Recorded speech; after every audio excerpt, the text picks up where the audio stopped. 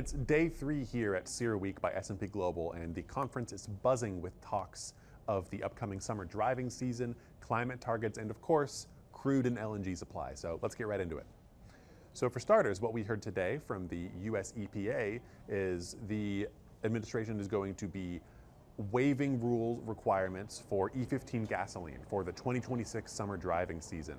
This move is being taken to address potential gasoline supply shortages that are coming during this highest demand period for gasoline in the US.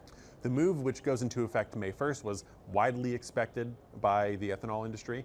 This is a move that's been taken every year since 2022, and it allows for gasoline blended with 15% ethanol to be sold during the summer. EPA Administrator Lee Zeldin said this will give Americans a bit of relief at the pump ahead of the summer. In other news, Cheniere said a fifth mid-scale expansion train at its Corpus Christi LNG terminal is expected to begin commercial operations as soon as this week. However, the company did say that it's limited in how much LNG it can produce to cover supply shortfalls. It said that it's considering pushing back some scheduled maintenance in order to free up additional supply for the market. The de facto closure of the Strait of Hormuz is really starting to bite Asia, which is starting to face an acute energy shortage, with the last oil tankers from before the strait was closed are starting to arrive at their destinations.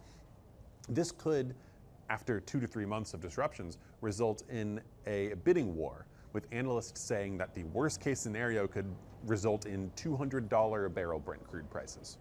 Finally, let's talk about the energy transition.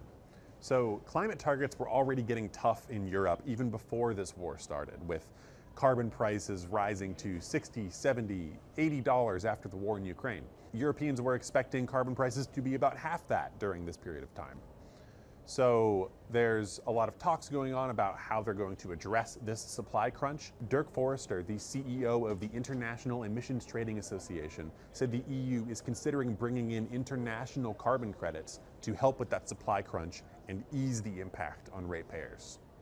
That's all I've got for you today, and we'll see you tomorrow.